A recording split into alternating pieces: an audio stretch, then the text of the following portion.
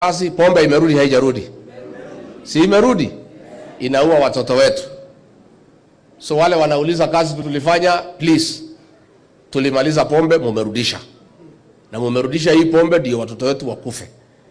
Tunataka kuuliza nyinyi mkuwe na huruma kwa watoto wetu. Have some sympathy and empathy for our young people. And don't allow this killer brews to come back. That is a program we had worked on very successfully.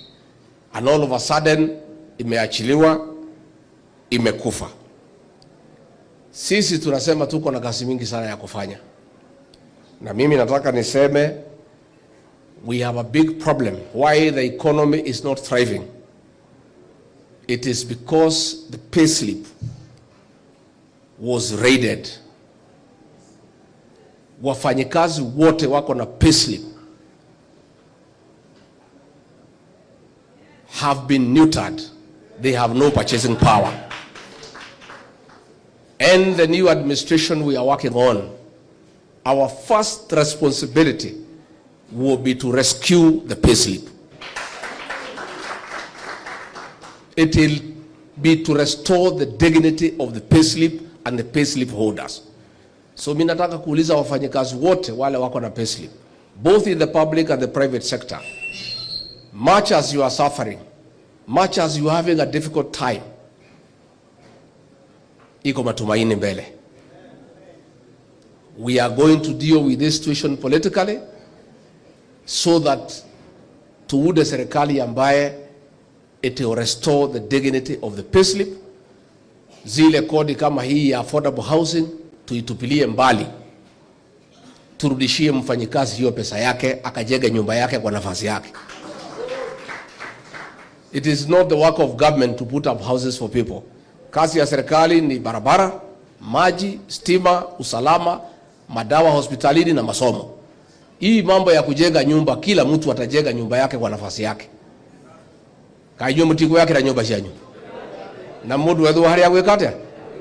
Awe kinyira. So niliona wengine anasema why Gachagua anasema hii maneno ya manyumba. I thought it's a good thing. Mpaka niliingia pale nikajua ni biashara. Ni watu wanajifaidisha kwa hiyo programu ya nyumba na kuumiza wafanyikazi, both in the private sector and the public sector.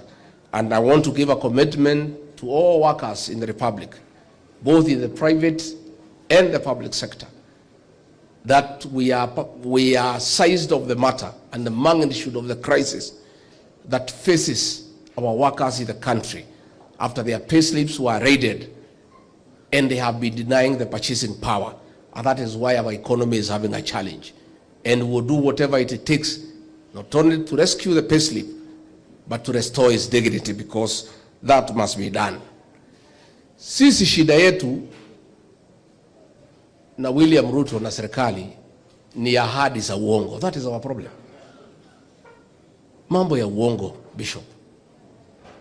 Tuliahidi hawa watu wote wetu ya kwamba bottom up economic transformation agenda ni ya kuweka pesa kwa mfuko ya kila Mkenya.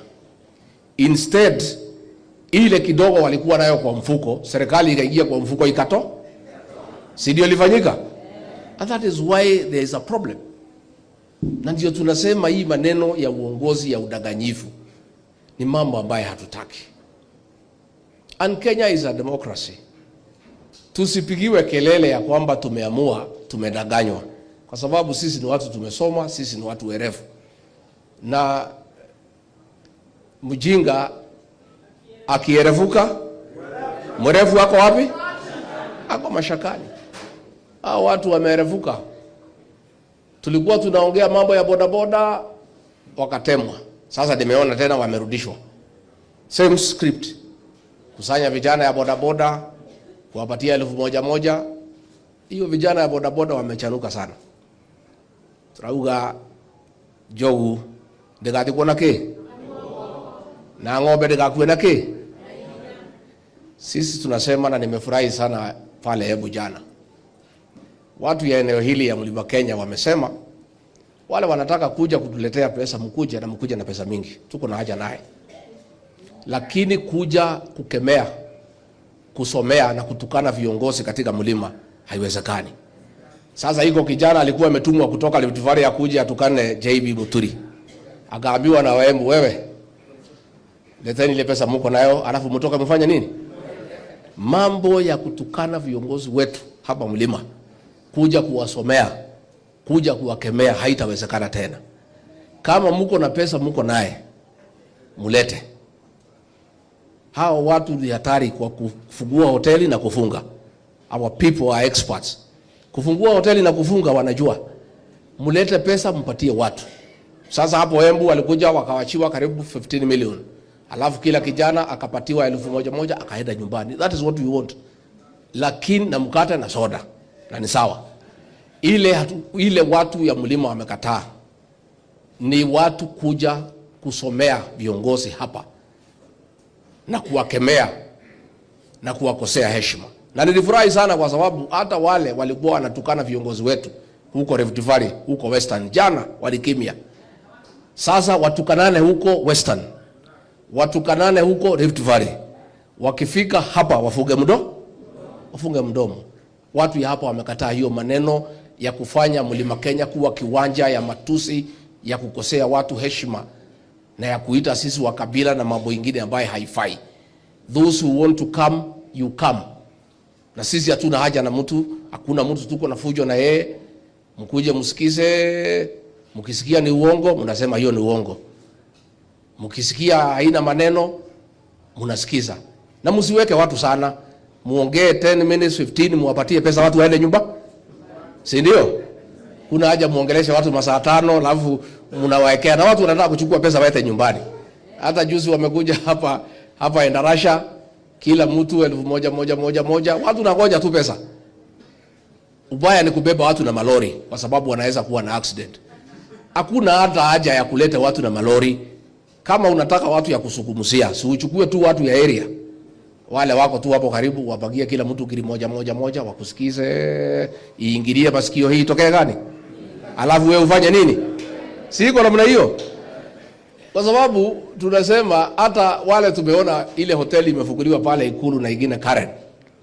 Watu nabebo hapo kila mtu giri 10. Nendeni mchukue pesa. Lakini mkuwe careful na hiyo pesa. Sababu hii pesa ni damu yetu ya watoto ya Gen Z. Hii pesa ni ile ingenunua madawa. Hii pesa ni pesa ya nume. Lakini pesa kwa sababu si mbaya.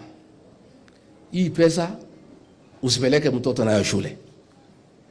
Hii pesa usinunue ng'ombe ati uweke pamoja na ile yako. Hii pesa ni ya kukula siku hiyo. Alafu kaadiguo, kwa sababu Mungu amepanga mwili yetu mzuri. Unakula alafu inasia kwa alafu inafanya nini? Hiyo pesa iko na damu kwa sababu ndio iliuzwa vijana wetu wa Gen Z wamekufa. Hii pesa ni ile ikinunua madawa kwa hospitali. Ndio imejazwa pale Karen na Ikulu na magunia. Ati watu ya mlima wapewe ndio mpiduke. Mnaweza piduka? Lakini pesa kwa sababu inaweza saidia. Ile tu I want to caution you as my people. Besha isho ndugashie tukanyana ciaku. Nzoi gwithania. Na ndukanagure mahiũ utukania na mau. Na ndukanarĩhĩre mwana cukuru na mbeca irĩkũ? Icio nĩ cia kũrĩa na kanua ngau. Ukare? Na kũngĩhotekeka itikarare mũthenya ũrĩkũ? Ithirio mũthenya ũrĩkũ? Kwa hivyo wewe ukienda Karen ukipewa 10,000 kwa sababu huwezi maliza peke yako. Ukifika Embu ita marafiki mkule hiyo mumali hiyo pesa isifike nyumbani. Inaweza thurubu ile pesa yako umetafuta naja. Na it is unfortunate that the government has diverted public funds meant for our hospitals, meant for our women, wale akina mama, meant for capitation, ya kuhonga watu ya Mount Kenya tuwarudi kwa president na ile mtu yake aliweka kwa kazi. All that is taking place in State House in Karen is bribery. It's a sin of crime. It's a sin of crime. And these are public funds. But we are saying because we have problems, tuko na shida ya pesa, hatuwezi waambia watu wetu wasichukue pesa, tutakosana na hawa. All I have done is to caution you how to use that money. icio ni cia kuriona kanua tau no ndukainuke naki ona ko mutimia yaku ndi umwendete ndukamukinyiria mucii umwire mucemania mburo oereha oereha uburoti ahuthire mbeca hau ki no ungikorwo na thiri wa mundu mutatwaranaga wega nake umurihe na mbeca iriku